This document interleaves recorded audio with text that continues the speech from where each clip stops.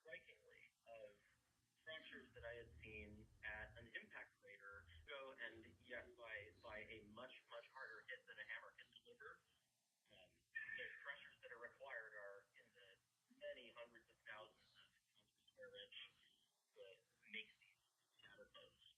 Now, are these the same shatter cones that I was talking to parties you agree with the crater, taking up this whole area that is North Pole Dome? Your paper, you think, is a lot smaller than that? That's right. So they inferred the size of the crater by looking at the geological structure that they were in. It's called North Pole Dome, and it's called a dome because it's a bunch of layers of rocks that have sort of warped upwards in the center. And domes form in a lot of different geological situations, but one of them can, in some cases, be in the center of very large impact craters. They use the southern part of North Pole Dome. And based on where the shatter cones occur, that's what we're deriving our size estimate from. And that's about 16 kilometers. It's much more modest. It's still quite large. And it's set as a geographic distribution, and is it also the directions of which the lines are? And we ended up finding the impact must have happened later. So it's much younger, much smaller. It's my dream here, actually. It's interesting, nonetheless. Oh, absolutely it is. A little piece of Mars right here on Earth. And that's because the rocks, that means that we can use this place now to also study how impact and shock from impacts sort of affects all of those different conclusions.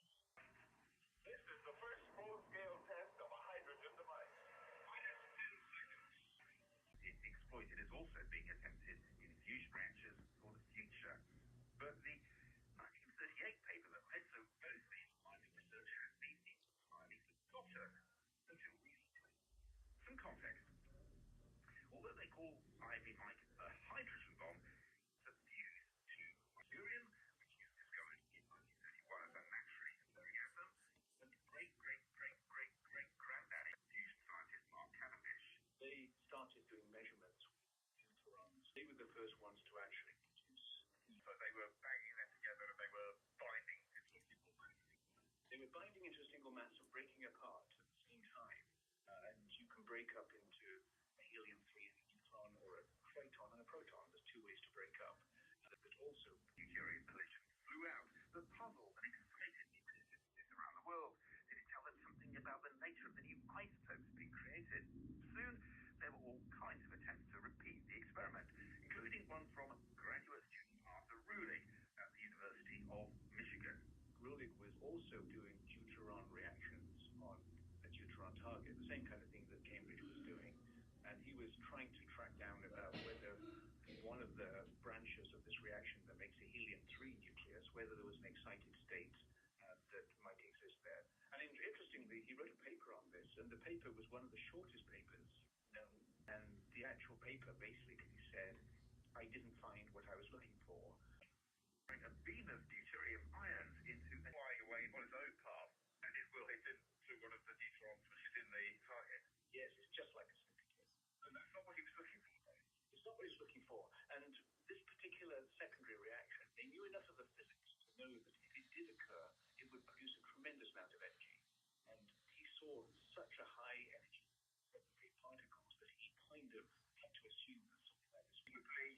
It's inference, right? Calling off further things and getting these reactions. Yes, that's right. It was pure inference and clever thought. What was his statement about that then that he made at the end of the paper? He was cautious, like many scientists. He didn't jump up and down saying, I have observed the first ever DT reaction. He was very, very subdued. He also had a numerical sort of quantitative estimate of how fast this process was happening. And he saw enough of these high energy particles, even though they were fairly rare, he saw enough of them to conclude that the basic fusion process of deuterium and tritium must be exceedingly probable as his phrase. It is easy to study, not on paper at least, but Mark Cavendish has been sleuthing.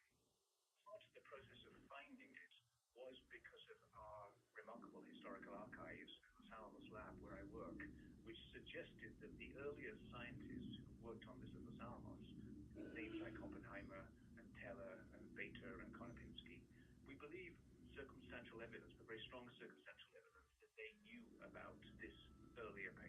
So you're saying that this paper possibly led directly into what was then the H-bomb project that they were doing. They're trying to make a decent bomb. Exactly. Even if they didn't mention it, they did know about it.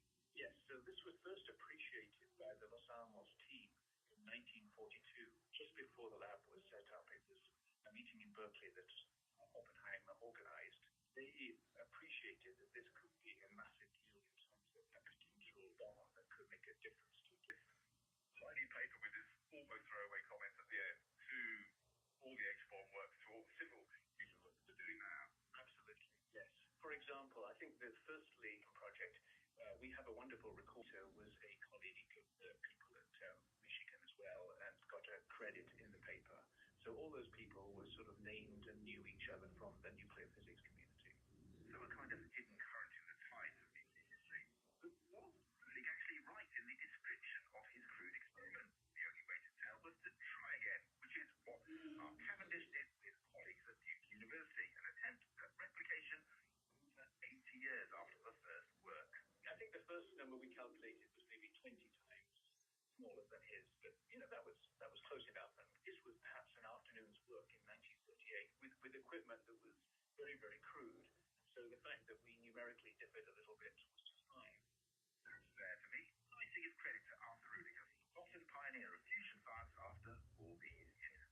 And that wraps up this week's Science in Action from the BBC. I'm Roland Pease. The producer is Iman Moyne. Thanks for joining us. This is the BBC World Service, and for World Book Club, Harriet Gilbert speaks to the author Graham McCrae Burnett. His bloody project follows a young man accused of triple murder. Roderick McCrae would be no one's idea of a murderer. In a system where justice favours those in power. Just up online or wherever you get your BBC podcasts. In 50 minutes, witness history.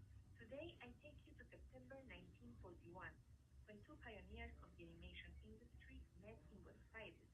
One of them was Walt Disney.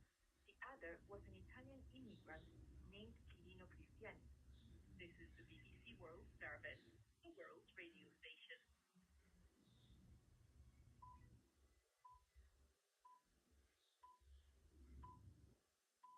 Coming next, it's the Outlook Mixtape with me, Jo Fidgen.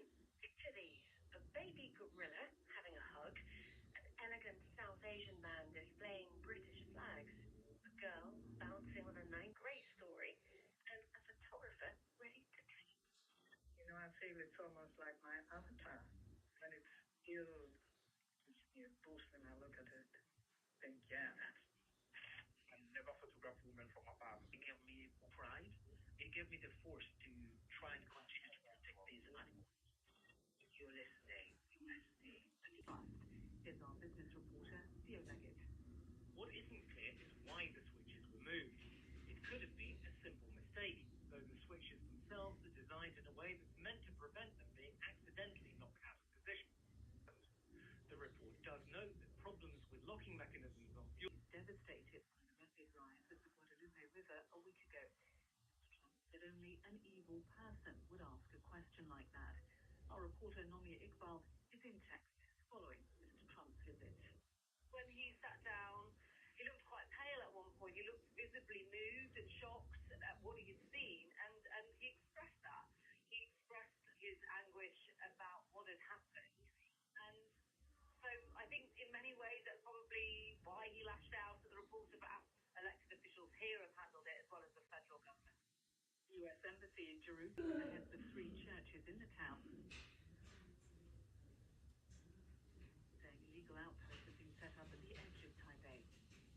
The U.S. Treasury Secretary says America is